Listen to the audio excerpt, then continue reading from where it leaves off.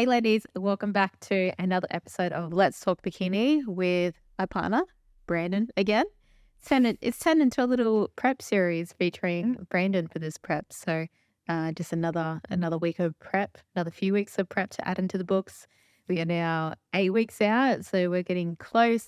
We're getting very lean. We're getting very prep brain, but everything is going very, very well and enjoyable, of course. Yeah. So welcome, my partner, you. Brandon, Thank you. again. No, it's nice. I quite like doing these. It's quite nice to do a bit of a recap of like the week or last 2 weeks and things, and actually kind of don't really, we talk about it, but we don't like prep. So like how, obviously we had like birthdays up recently, but how's the last kind of couple of weeks been? How you been feeling? Great. I love prep. Thank God. Otherwise, I probably shouldn't be in this sport. But yeah, another few weeks down. It's been a good few weeks. I think it's still been like 4 or 5 weeks that we've made any changes to food and cardio, etc. So, which is a really good thing. Not very common that you just not change anything. And been dropping about 800 grams each week. Things are going really fast. But since then we've had our birthdays this last week. We had a weekend away in Abu Dhabi, so it was a good little midpoint of prep to just kind of split up the prep and just like break it up and be a bit more refreshed. Kind of hit us in the face this week. Not prep as such, but just putting out fires, mitigating. Just life, life and business. Yeah. It was definitely. I really enjoyed it. I really, really did enjoy like the little birthday getaway. But even we sat and kind of had an off-plan meal on Saturday night, and we both just like people aren't alone. Like we sat there feeling almost a little bit guilty to start off with, and we had to both give each other permission to be like, this is okay. We're on track. Like we literally had steak, sweet potatoes, right? But it mentally doesn't make it easier, does it? Like, and I know obviously we reap the results of it and we relaxed, we enjoyed that time and things like that, but it's hard. It is hard to not tick every single fucking box and feel like if you have a little thing here, or like just that one that was almost permission as well. It was a little bit, it was tough. It was tough. Yeah. I think it was tough to switch off. Like when we're sitting at the pool or sitting in the bed, it's just like, what do you do? I just kind of like, I felt anxious sitting down being still, which is really, really strange. Like, in off season, it would be fine most of the time, probably. But in the midst of prep when everything's just momentum's rolling and everything. And I think because we're such workaholics as well, that's probably another big part about it. Usually we're working until, Saturday night until about 7 p.m., 8 p.m. still. So, it was good. It was good to break up the middle of prep, refresh us to push forward for the last 9 weeks. But steak and sweet potato fries does the trick. Clearly for both of us, we both saw the results of just, like we said, driving here to do this episode, like just the reducing kind of a little bit of cortisol and just kind of just the permission of relaxing and things like that. It really did pay off this week so far for both of us. You had a very good check-in today and my feedback was good, and there isn't really too much to kind of report on. I think obviously we want to dive into like the fatigue side of things and stuff like that, but that's definitely like an area that we both need to be very cautious of going into the last kind of 9-8 weeks of this standpoint for sure. Is just sometimes not taking too much workload on, just being smart, spreading it out wisely, being like, right, we do need to make sure it's okay to put your feet up at kind of 7:30, 8 o'clock and start to really switch off then, and just really start to, because we know how much our bodies respond when they're rested, they're fueled and they're recovered sort of thing. So I think it's just things that psychologically we know we just need to just control as best we can. Yeah, absolutely. And in terms of like the off-plan meal, usually we wouldn't have an off-plan meal in the week. Like the goal was to fit into our macros, end up not fitting, but that's okay. But I know your body responded quite well in terms of you dropped like what, 1.5 kilos over? Yeah, I had a refeed, so I had like quite a big bump up of almost like 60-70% of food over the weekend anyway. I think from last Thursday to this Thursday, it's been 2.5, so it would have been like 1 kilo. Yeah, but just from like just that first Just day that initial drop. alone. Yeah, it was about a kilo. Yeah. Yeah, so you had an off-plan meal and your weight dropped. Mine went up the next day, but then it spiraled down afterwards. But you know that about you as well. You always know that. You say that all the time. And Yeah. it just starts to like, yeah, cool, because you got more food volume, salt, whatever it is, and fluid. And then your body just goes, okay, I'm going to soak this up. And boom, like getting in the lift this morning, I'm like, fucking hell, you're dry. Do you know what I mean? Yeah. Like, Yeah. yeah, you have like, I don't know, obviously everyone's genetically different and vice versa, male versus female. But you definitely are just like spike and just dropping into it. Which is great. Generally with off-plan meals as well, though, like, so we went into it with, well, I was sticking to my macros. I think you were sticking to your macros as well. And it very easily accumulated up. I think I ended up being like 1,200 calories over, and that was me trying to be within control. So even me trying to be within control and, you know, like back you off my food for the rest of the day, make it fit and stuff and such. It's very easy. You can see why it's so easy for people to rack up calories they don't even realize. They don't even know that they're eating. Like, no wonder why like people struggle to lose a lot of weight and kind of understand what they actually need to do to lose weight, to get lean. Because I was being so like we had steak and sweet potato fries and a corn cob, like, and not much, but like very quickly the calories went right over, right? Whereas like that, for a lifestyle person or someone that didn't understand how to track macros, would look at that and be like, oh yeah, I ate really well. I had a really good clean meal. I stayed on track. Well, it's like, well, actually, technically you didn't. Like your calories aren't through the roof, and then that's going to spill over into the rest of the week. So you're actually, most people would no longer be in a deficit as such. And then people question why their body's not responding, etc. So yeah, so a lot of the time, like obviously a very different scenario, my body was very responsive afterwards, and because I'm in a prep working my ass off. But that would be enough to hold people back from progressing and dropping body fat, which is why it's so important to make sure that we're tracking data, we understand what's exactly in foods and how our bodies respond. Yeah, well, that's it, isn't it? At the end of the day, everyone can be fucking great Monday to Friday and then have a little bit of fun over the weekend and then wonder 6 months down the line why they aren't getting where they want to be.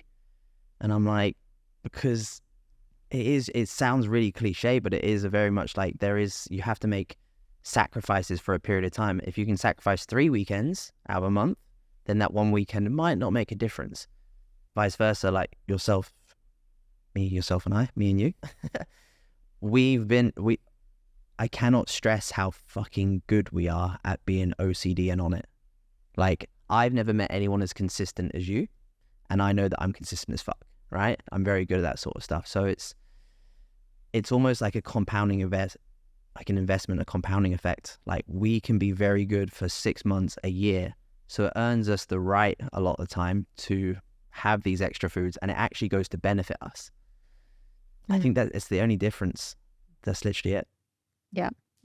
But I say this all the time, the best thing you can do is consistency. Like, you need to just keep ticking the boxes. If you've got 40% in you of energy that day, but you give yourself 40%, then really you've given yourself 100% that day. Yeah. If you feel 95% one day and you give 95%, you know, so on. But you need to make sure that you tick the boxes as much as you can. You show up and just be consistent. It's really that easy. Like, regardless of what shit's going on, what crap's going on, just like our week this week, but we'll dive into that. But yeah, just keep going, keep showing up, keep ticking the boxes, rinse and repeat. It's not rocket science. Yeah. And like you said, me and you I've lost my train of thought. Me and you are very good at, like I say, being consistent. And the biggest thing is that, like, everyone's always wondering, like, when will my results show? And sometimes we think that, I'm like, I put in a lot of work. Like, when will they show? They might not happen next week. They won't happen next month. And they might not happen a year from now, right? But there's a guaranteed fact. If you are just consistent and you keep going, eventually you'll get there. It will happen. But it's fact. If you aren't consistent, you will fail and you won't get there. But if you're consistent, we don't know when it's going to happen, but you will get to where you want to be. That's just that guaranteed. Yeah, 100%. And especially in fitness, because, you know, fitness, bodybuilding especially, it's kind of a 24-hour job. You know, you've got to control what food to put in, what your output is, etc.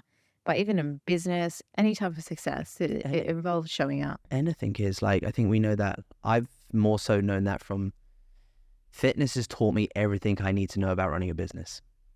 Fitness teaches you everything. Fitness teaches you, I think, the foundation of actually, this is why, like, we've had this conversation, like, I want my kids to do loads of team sports and things like that, because fitness and sport and things like that teaches you the fundamentals of life. You have to show up and do it because you've committed to a team or something like that. Your team are waiting for you. So you can't let your team down. You can't let yourself down. You have to keep showing up. You're not feeling the best today, but you still have to keep going. That is exactly the same with business. Business is it's amazing to be this fucking entrepreneur, but it's not fun. It really isn't. It's cool. Like, I think it's fun, but it's 90% of the time putting out fires. And it sucks. It really does. Like, it's very emotionally gets you at times. You're like, why am I doing this? Like, it seems like one fucking thing punches you in the next. But fitness teaches you, bodybuilding teaches you just to keep fucking going. Because, you know, like, the worst it is, you know it's going to get better. Yeah. And it just teaches you that it's that mindset of just like relentlessness. Yeah. That's it. Literally relentlessness. And it's like what separates even just like a lifestyle client to a competitor. Because a lot of the time I get people that are purely lifestyle, or they're thinking about competing one day, or, you know, a lot of the time they obviously don't believe in themselves that they can do it. But they always ask the question of like, how do people achieve that? How do I achieve it?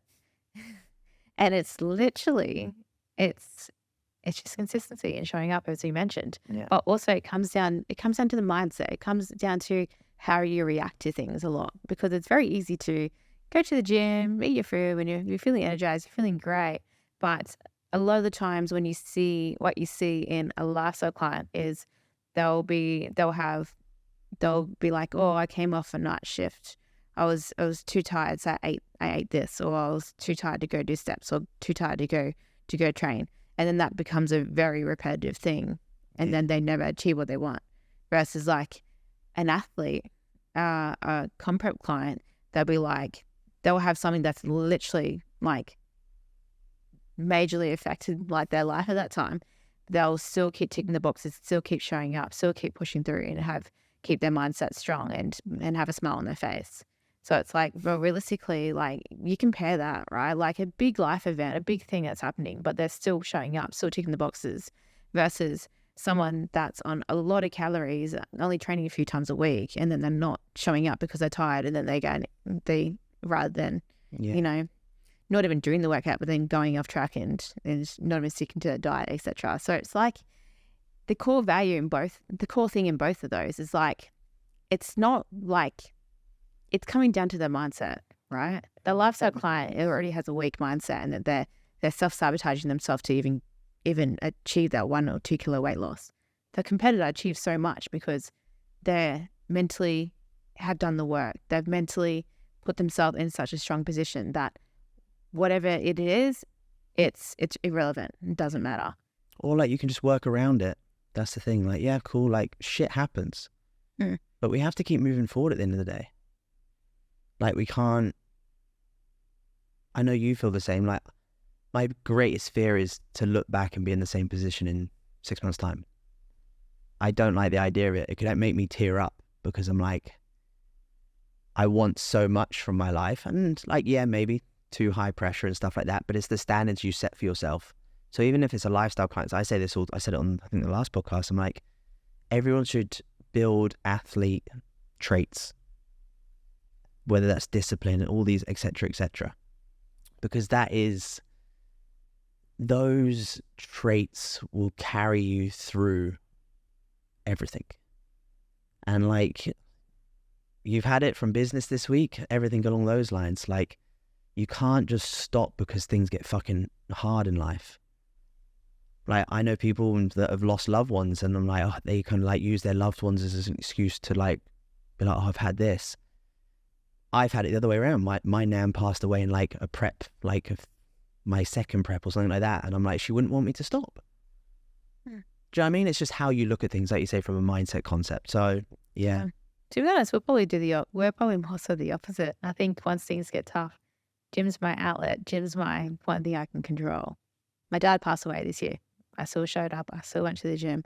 There was all fires around me at the same time, but I still kept going to the gym. My time and keeping it in But that's the shit that keeps you sane as well, because without it, like you say, like I know how much you love control, and it's just control. Like you say it's to your clients as well, like just control what you can. Like, yeah, a lot of shit's going on, but prep your meals, eat well because you'll feel better for it. Go to the gym, use that as your outlet. Things like that. It's the same reason. Like, do you want to go to the gym 5 days a week? Probably not. Maybe 3 out of the 5. But you do those extra 2 because you know that where it's going to take you and what it's doing for your mindset. It's the same with COVID, right? We knew that everyone just wanted a place to exercise and train just to fucking keep them sane. So I don't know, but I just think it's, like we said before, I think, can you learn these traits and disciplines and this mindset? I think you can to an extent, but also I think there's people that are environmental, growing up and born with it. And I think people like you and me were just fucking weird. Psychos, yeah, 100%. But I love it. I wouldn't change it because it really does keep me sane, and it probably keeps a lot of demons at bay for me. Yeah. Bodybuilding definitely teaches you a lot though. I think it's very... Yeah. You need to have those core things there as a person. Like, as I mentioned, like, you know, versus a lifestyle client would just like, won't even, you know, be disciplined to continue ticking the boxes, etc. You obviously need to have that level of discipline, but bodybuilding teaches you so much. It makes you so disciplined in so many areas of life. Even just like your environment of who you're hanging around with, like toxic people that don't support you versus people that support you, and anyway, but yeah. Bodybuilding's given me everything. Like fitness and bodybuilding's given me everything. It's given me you. It's given me a career. It's given me a passion. It's given me everything. And yeah, that evolved from a sport and it evolved over years. But without it, I wouldn't be sat here talking to you. I wouldn't have a relationship with you. I wouldn't have the things that I cherish most. And we've bitched and moaned about it a lot, but like people that, it's cool. Like I don't see any issue with people leaving bodybuilding, but don't fucking moan about it when you leave bodybuilding. Don't call it toxic. Don't call it, I know that's your mindset to it. Like, everyone's like, oh, I just need balance in my life, and I don't do it. It's not good for you to lose weight like this much and diet. I'm like, yeah, we know that. So's fucking training for 4 years for an Olympic event and having taped up shoulders and stuff like that. Anything that requires, or that it seems obsessive and extreme, requires you to push limits. And don't leave bodybuilding, or don't leave an industry and bitch and moan about it. That's what I can't stand. Yeah. It's a lifestyle. Like we said this on a prep, like we were in an off season and like, oh, we start prepping, like, okay, nothing changes. We just don't eat as much food. But that's it. And I just love even like talking about next year, like traveling and just bodybuilding and eating, like just doing the same shit. So yeah. I think people like end up in that position and slating bodybuilding after leaving it comes from an unhealthy, there's definitely some element of unhealthy mindset or unhealthy habits in there in the first place. Because when you think about it, like, it's like you can have balance with bodybuilding. Like, that's why we have off seasons. And also, that's why... Yeah, like we went away for a birthday weekend. Like, you can go. You just take your meals with you and you just... Yeah, and that's it. But like you say, like there's an off-season. An off-season's going to be 12 or 18 months. A prep's 20 weeks. Yeah. What's the big deal? But like you compare it to a business. Like if you've got a business project, you've got to work hard for a few months to achieve it. And then you chill for a little bit. Yeah, exactly. So it's the same thing in bodybuilding. But when I look back at people that have left bodybuilding and slated it, they've kind of... The recent one, that the person that we knew, I guess, was quite strict for 24 months straight, and then didn't get the pro card, and then gave up on that journey. You can see why. Like when you're pushing straight for 24 months and you put so much high expectations, like that's unhealthy already. Yeah. So if you're not achieving that, then do you know what I mean? Like that's already unhealthy in the first place. Or a lot of people get this unhealthy a lot of bikini girls get this unhealthy expectation that they want to they want to turn pro, or they want to go to the Olympia, and if they don't achieve it on the first round competing or second round competing, they assume they go, oh, all these girls at the top are they're taking all these PEDs. I need to do that if I need to achieve that, and I'm just not willing to do that to get to that level. Just like, well, you actually don't. You're just making an excuse for yourself. You're just labeling it. Yeah, you don't know. You're just labeling it, assuming it. Exactly, assuming. So it's just like it's kind of, they've obviously got an unhealthy mindset in the first place that they can't achieve that, or to think or assume that people are and they're not, and then they're making excuses for themselves. So so I think like bodybuilding can be unhealthy if you make it that way, but so can anything else. Yeah, 100%. Like if you have a business and you're working like 23 hours a day and sleeping an hour, like that's unhealthy. Of course it is. But it's the same. I think what people think with bodybuilding is the food aspect as well, right? So like people think like dieting and restricting food and boom, boom, boom, X, Y, and Z is like this negative thing. And I'm like, you do understand being hungry is a good thing. It's fucking normal to be hungry. There's nothing wrong with hunger. The problem is nowadays that people get hungry and they eat to feel satisfied the whole time. Hunger is a very good indicator. We should use that as a good piece of data. Are you hungry? Amazing. That means you're in a very good position. You're burning X, Y, and Z. But do you know what I mean? Mm. And then vice versa. It's like, it's not for long. Like food's not going anywhere. Like everyone's like, oh, I've got an eating disorder. I've got emotional eating. I'm like, so does fucking everyone. It's a normal thing. For thousands of years, we've all sat in a fucking castle and celebrated feasts and weddings and things like that. It's normal. It's embedded into us. Food is celebration. Food is X, Y, Z. It's everything. So I'm like, it's just because you think of it like that. I'm like, so because you have to make a short-term sacrifice on eating out, I'm like, Jesus, like I'm eating 2,900 calories, 2,600. You're eating 1,500 to fucking 1,800 calories. We're not deprived. We're eating 3-4 meals a day, and we've got salmon, and we've got chicken, we've got rice, and we've got fruit. We're not in fucking Africa fighting a war and trying to survive. Do you know what I mean? It's just grow up. Yeah. I'm healthy. My digestion's perfect. I don't have intolerances. My blood tests are fine. Like, very healthy, guys. You can, like anything can be unhealthy. And I think, it's very easy for people to blame bodybuilding and to blame something but not themselves.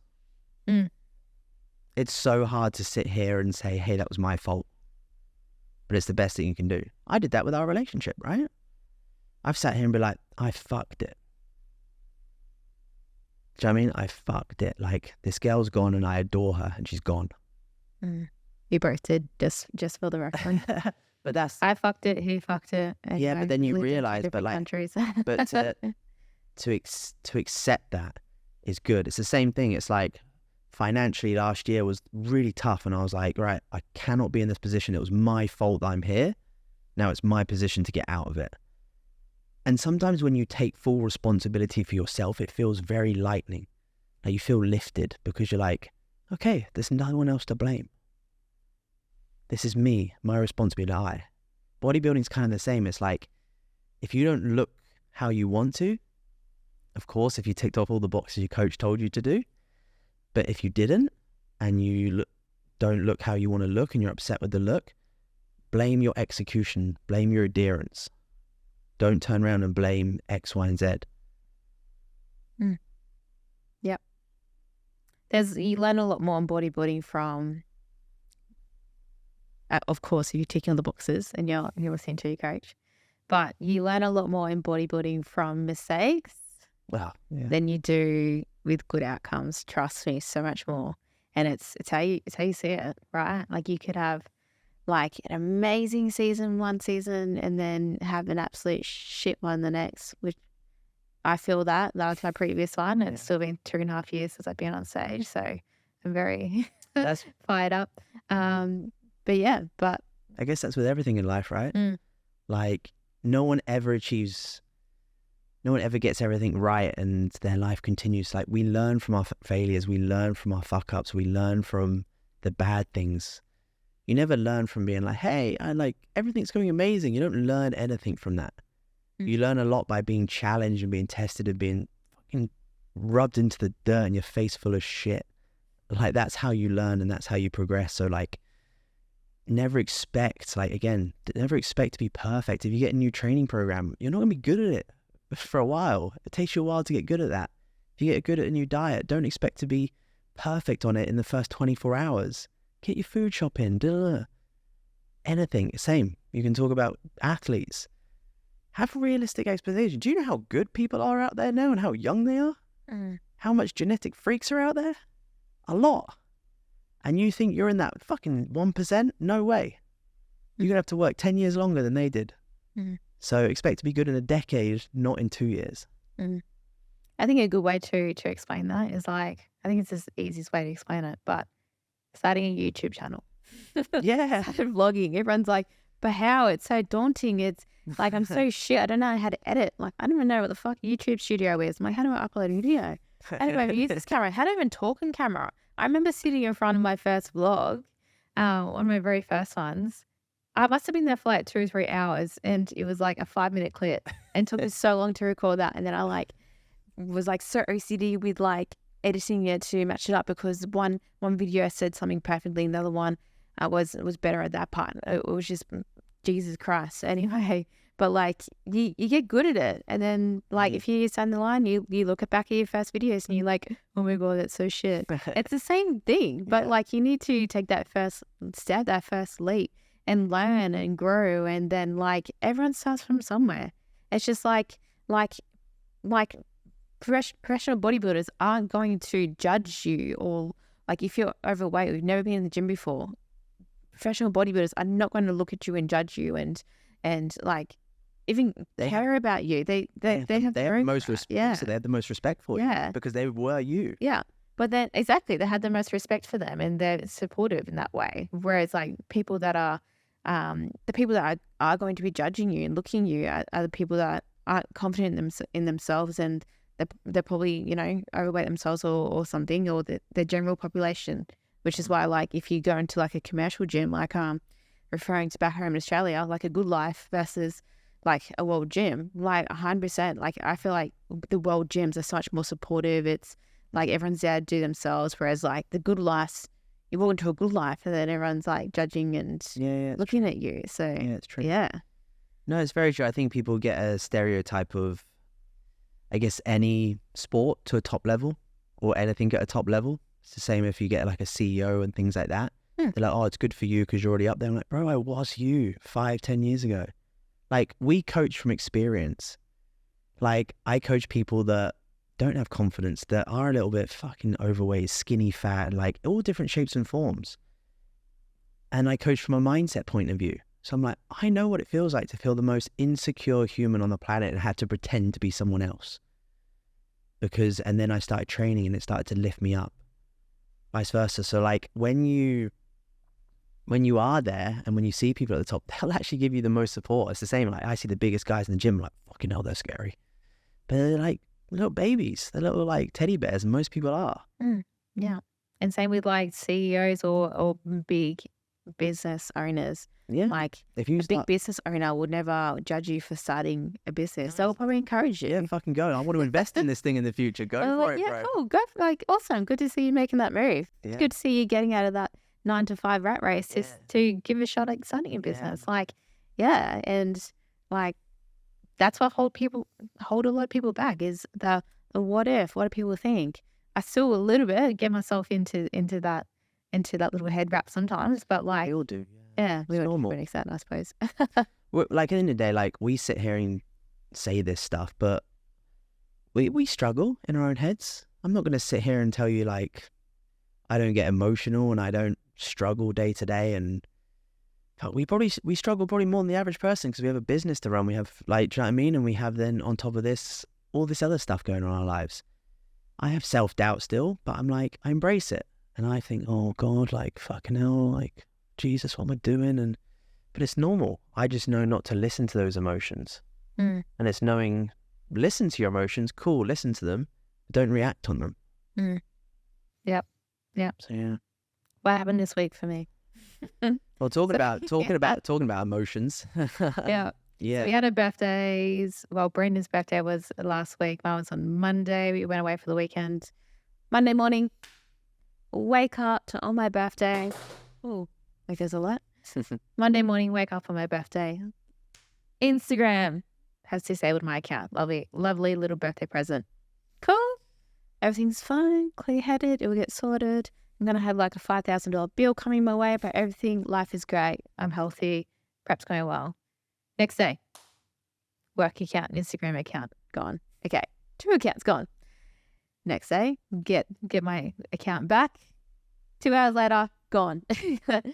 Anyway, so definitely set me off a little bit. And the reason why I'm saying this is because I went into the gym yesterday and it was like, I was just so mentally just like thrown off and just fatigued and just like stressing about this Instagram bullshit. I actually don't really care about Instagram. It's just from a business perspective. Of course, a lot of my business, big part of my business is Instagram. It's important, yeah. So yeah, it was like I had demons in the back of my head, like I was just didn't want to do this workout. And all I do in times like that when I'm in that really kind of, I'm feeling like that and I'm in that decision of like, okay, I got to process how I'm feeling right now. What's my options? I've got 2 options, right? Walk out of the gym, don't get the workout done, and I know I'm going to probably be upset and think about it for the next week of that how I didn't get that session done and that my check-in the next day was probably not going to be as great because I missed that workout, that first workout of the prep. Or I can suck it up. I can accept that, I'm feeling really flat today. I'm feeling really fatigued. Mentally, I'm not really there right now, but I can just knuckle in, get my head in the game and just get it done, get what I can done. And that's ultimately the decisions you have, right? Like life is all about decisions. Something comes your way, right? Cool. How do you handle it? Yeah, you either let it get to you and you let it stop you and then you stay in the same position that you are stuck in, or you fucking power through that bitch and then you come out the other side and you're like, fuck yeah, I feel great.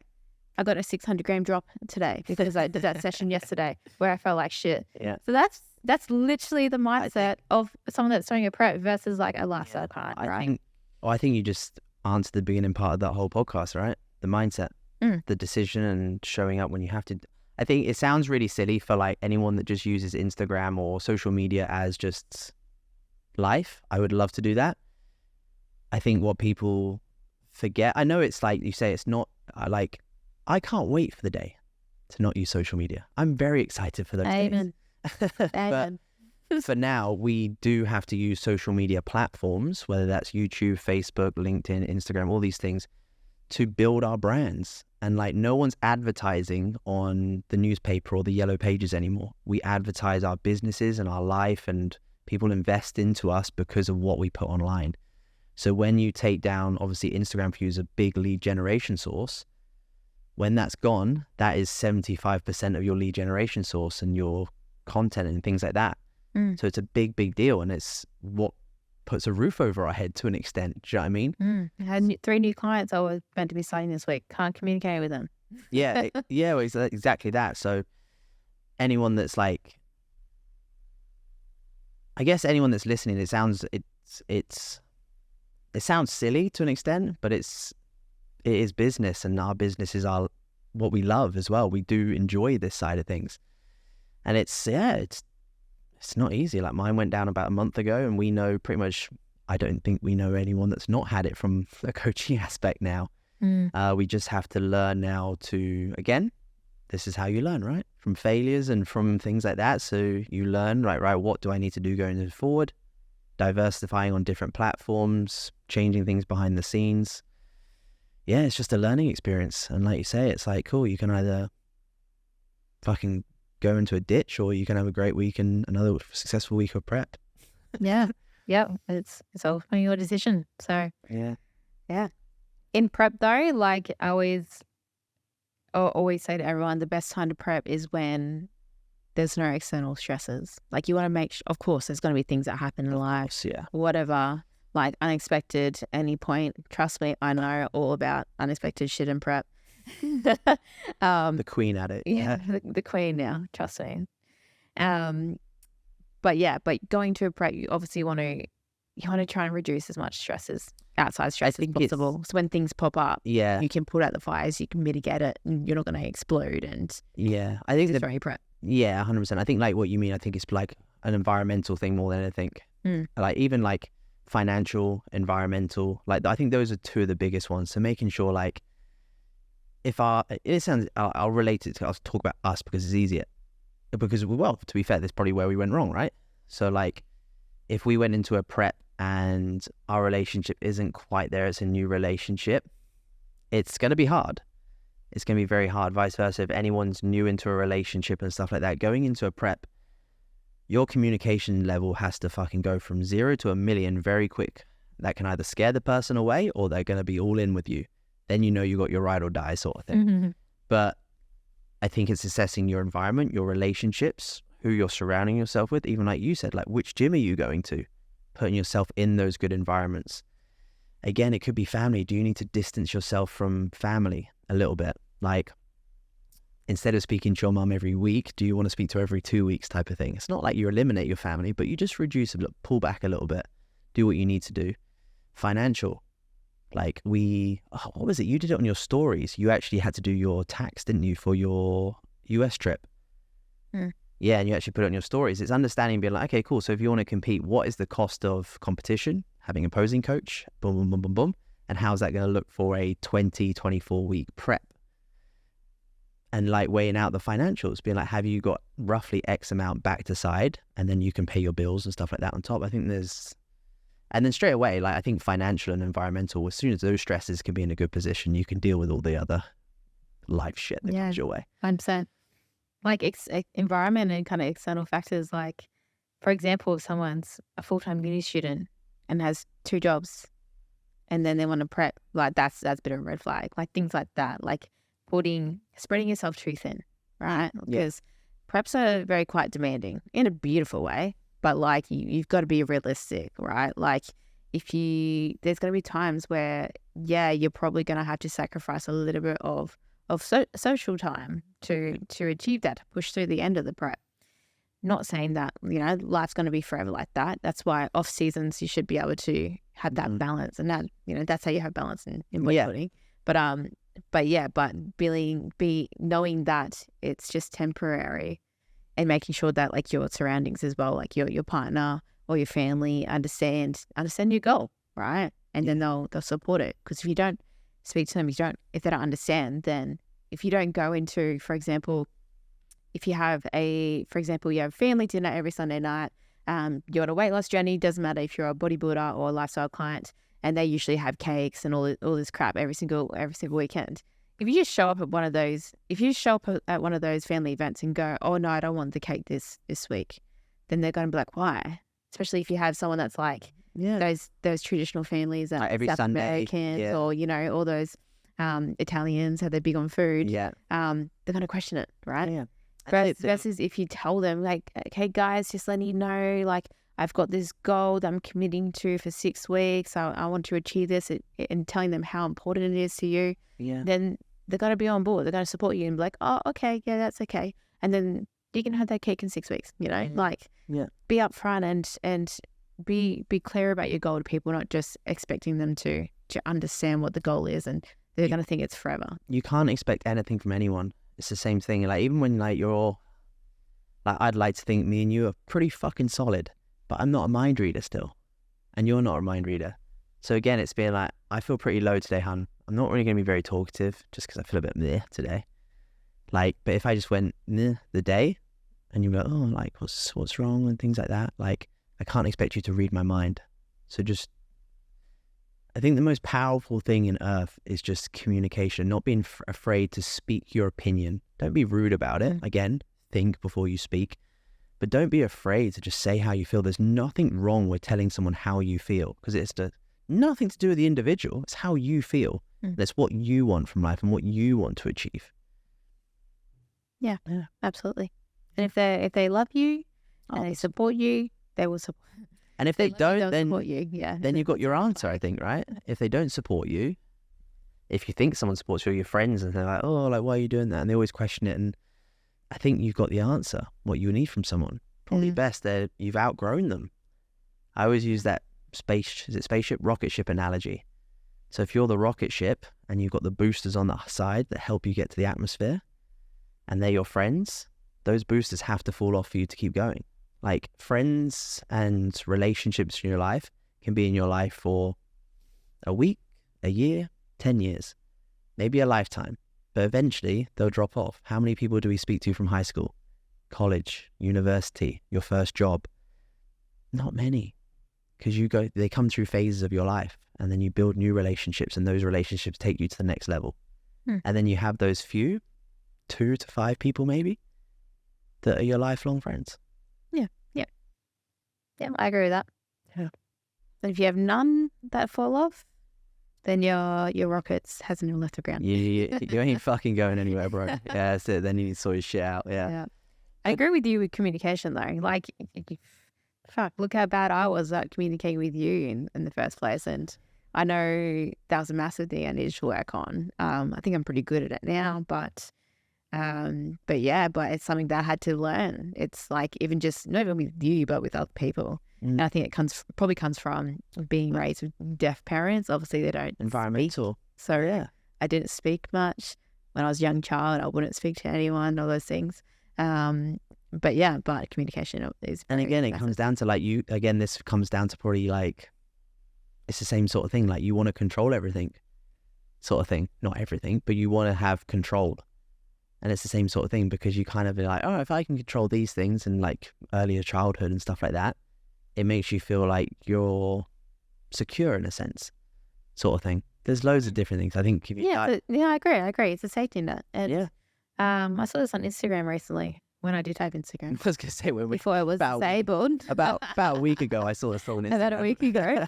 And it was like something about like judging someone that always goes to the gym, and it was something about the reason why that person always goes to the gym or was addicted to the gym is because that is the only way they were able to gain some control in their life. Yeah, like it's their healthy kind of control kind of thing. So absolutely, I agree. That's probably, we all started. That's how we all started, and it's our outlet now. Bad day, good day, prep or no prep, it keeps us sane. It's cheaper than a psychologist at the end of the day. Yeah, exactly. I could do with one of them at times as well. But yeah, like everything I think stems from like a childhood setup of some form. I definitely do. Like, even like the thought of having kids and things like that. I just want to be a good dad because my dad wasn't really there. Do you know what I mean? It's like you learn from I learned not what to do. Absolutely. And the reason why I probably don't have kids yet is because I want to make sure I can give them every opportunity and be completely present and support them. Yeah. And I feel like I'm not there yet. So no, we're on this. Yeah, we're on the same wavelength as that. Yeah, 100%. Yeah. So no, but otherwise, we could. Is there anything else you want to dive into at all? I'm an open book. Yeah. I think it just says how vanilla life is right now. Yeah. I think my energy is pretty good today. Yesterday, I would have said otherwise. I think last podcast was a bit, that's prep for you. You have days where you just like, I actually needed this a little bit. I felt a bit today. I actually needed just to chat shit a little bit and just talk. Yeah. Just talk to you, to be honest. I actually need a little bit of a lift up to get us through the afternoon. Yeah. Ready for that next meal that you're looking at the clock for. Yeah. I'm not looking at that quite yet, but it's probably because I haven't had Instagram for a few days, so I haven't talked to anyone. I'm very self-isolated. Yeah. It's quite a refreshing thing. Like, I know mine went down for like 24 hours. It was a weird one because obviously I was initially like very stressed and like it was a bit of a shitty day sort of thing, and like you knew it was a shitty day sort of thing. But then it's kind of a relief at the same time. I remember when WhatsApp went down for like 24, 48 hours or something like that, and like I can communicate with clients sort of thing. And it was a weird thing because it was almost like a bit of a relief. I think it's amazing how the fuck they do it, these social media platforms, but they are very addictive. And I think the best thing that I took away from not having my account is being like, cool, don't use it. Like, only use it for when you need to post, when you need to, whatever it is, when you need to go on and like message someone, but do not go on it otherwise. Do not go scroll, do not do anything. do not go on them because they don't really bring you benefit. Mm-hmm. And a big one is just make sure you fucking mute or unfollow people that literally have no relevance in your feed. Mm-hmm. Yep. And yeah, I think I'm quite good. Like, I'm not someone that really looks at Instagram all the time or scrolls that much. But even just the last few days, like, there'll be little periods where I notice I would sit down and my It's weird head how your straight away. thumb like, goes that same position. yeah, and I was like, oh, okay, I actually do open this a little bit more than I realize. Like, to be quite honest, like, if you asked me this probably 8 years ago when Instagram first started, I don't care about Instagram as much anymore. It doesn't have a purpose in my life other than work. If I didn't have my online business, I would very happily delete it. But yeah, they've definitely designed it to keep you. They're clever, man. They're clever. Whatever they do, yeah, I think so. I love it. Don't get me wrong. Social media has given me everything. Same as bodybuilding, technically. It's given me an online business. It's given me a platform to put my story out there, to put this story out there, which is great. But it's you can see why it affects so many people. And people, but again, it's a mindset thing. It's definitely a mindset thing. I'm like, people are, oh, social media fucking makes my mental health bad. I'm like, no, what you're consuming makes your mental health bad. You're consuming the wrong things, and you're consuming people or energy that you shouldn't be consuming. So I don't think it's social media to an extent. It's probably going to weigh us down. There you go. But yeah, I think, like you say, it's that mindset thing. It's where. Yeah, I agree. Your energy. Like, in to some extent, like, it's not really people's, I guess, fault completely. No. But yeah, you can definitely control it. And but you fall into that rut, and then by the time you know it, you're like, oh my God, I've been doing this for a year. Yeah.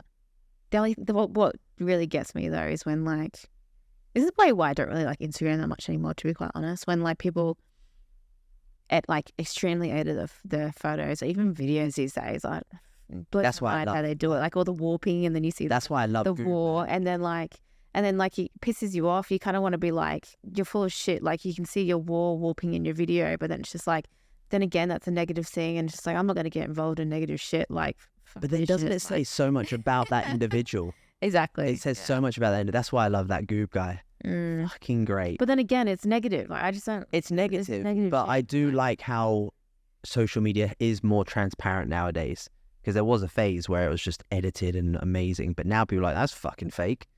Yes, but not really, to be completely honest. I feel like when Instagram first came out, loved it. Love posting my photos, and like, I love, like, I'm very visual, and then now it's just like, it's either like marketing crap or it's now you have to pay to be seen on it. Fake bullshit. Like, that's edited. Are you kidding me? That's definitely edited. Why can't you see that? Like, are people retarded? Anyway. See, again, like, it's annoying me right now. I don't like it. You can tell. It's just like, it just feels like a very negative space, which I don't like negativity shit. No. I have a lot of peace in my life, and I just want to keep it at peace. Yeah. No, it's you just have to go into it with emotionally detachment to an extent. Exactly, yeah, you just have to emotionally. But again, bodybuilding teaches you that emotionally detachment. You don't need to look good next week or the week after. You need to look good in 8-9 weeks time from now. I just need to look good for that 10 minutes on stage. I think that's my biggest strength, to be completely honest. If there was like one key strength I was great at, I am great at, emotional detachment. Yeah, I've got better with age. I think that happened at 29. I think it happened last week. A little bit savage, but someone does you wrong. Bye. Anyway. Yeah. But again, that's that weird one, isn't it? It's being like, what was this? It's a bit, I think it's fact. Don't quote me. Anyone don't quote me. I think you pick a partner that is similar to your parents. So then, like, my mum's savage as fuck. Like, when she wants, if she's the same as you though, she's like, if someone fucking does me or goes behind, they're fucking gone. So then I'm like, oh, I fancy this girl. Like, oh, same as a mom. Your mom's very beautiful and gentle though. But she is, but also, like, if you cross her. Yeah, I agree. But yeah, I don't blame her. That's the best way to be. Very beautiful and gentle and loving and caring and supportive and helping people. But, like, you've got to have that boundary, right? But again, I think this is probably like just diving back into our relationship, obviously. But again, it's the same. Like, when I see the relationship that you have with your family and stuff like that, like, even like your brother, you guys are like very quite the same. So you bash heads a little bit, but you both adore each other and you'll both be at the end of the world together sort of thing. Do you know what I mean? So it's kind of the same sort of thing. You're both, well, Jesse's definitely, so you and Jesse are definitely savage for sure. But again, it's like, but when push comes to shove, family, man, blood. Do you know what I mean? Yeah, it's the same. So I guess that's that morals of kind of like our family morals are quite similar in that sense. Yeah, exactly. But yeah, I know he said 10 minutes when I went like this. Is there anything you want to kind of dive into and things like that and to kind of wrap up or? No. All right. All I'm going to say is just like, regardless of what your goal is, regardless of what stage you're at, just, you can do hard shit. Push through the hard shit. If it's a hard workout, a hard day, a hard week, a hard chapter, you can fucking get through it. Yeah. And you know how you build resilience? You do one hard thing, then you do the next hard thing, and then you do the next hard thing. And trust me, they will get harder and harder, but you will get stronger and stronger as you go. That's why they get harder and harder, right? And then, exactly. And then you become a boss motherfucker at the end of the day. I think this is turning, it's like a Joe Rogan podcast. It's great. That's all he does is like, man, motherfuckers just do hard shit. Do hard shit every day. I'll get an ice bath every day. I'm like, but it's true, man. It's the same. Yeah. It's the same like David Goggins. Like anyone that's successful, anyone that's a great athlete, anyone that's a great entrepreneur, anyone that's great business, anything, they're just so good at just challenging themselves every day. And it's the same. The reason people have a lot of muscle, because I'm like, they fucking challenge themselves under a bar. They challenge themselves. They push food. They don't eat much food. They do the extremes. Like, I think the biggest thing is, like I'll always say, is just, if you're obsessed with something, don't let anyone say, oh, you're obsessed. Be like, don't let society make you feel guilty for being obsessed about something. Obsession is a great thing, because the opposite to obsession is mediocre, and you definitely don't want to be an average mediocre person. But it's weird, because when you are obsessed, but you're not quite there yet, everyone sees it as a negative. As soon as like you're Jeff Bezos and you're obsessed with building this fucking Amazon thing, straight away you're cool. Or Elon Musk, he's obsessed with going to space and building Tesla. He's obsessive. You're cool then. But the lead up to being cool, you're not cool. Yep, I agree. Yeah. So let's be really... Just like being an amateur bikini competitor when no one really bleeds you, and then you keep showing up and you win your pro card and you keep going. Yeah, you keep show them, G. Yeah, you keep going. That's it. Everything in life. No, that's it. So now I'm ready, babe. 8 weeks. We're just over 8 weeks now, and we're, like we said, just getting into lift. We're probably sitting at probably a good 6 weeks out conditioning wise. So yep, we're good. Yep. Next podcast, we'll see how our brain is working. I might be talking 10 times slower, but yeah, because what we'll be then will be probably not next week, the week after. Yeah, 6 weeks out. 6 weeks out. Yeah, we'll be booking Airbnbs. We'll be booking hotels. Let's predict. I'm going to be 56.5 kilos in 2 weeks. Thank you very much. 1.5 kilo down. Well, kilo and 700 grams down. I'm going to say mid 89s. 89.5. Which is what, 2 kilos? Yeah, I'm like 91.3. Okay. Yeah. Yeah, let's make it happen. Let's lock it in. Next go. podcast, guys, we will refer back to you and give you the down low, but let's go. Let's get it. Let's go, baby. Let's go. All right, guys. We'll see you in the next podcast.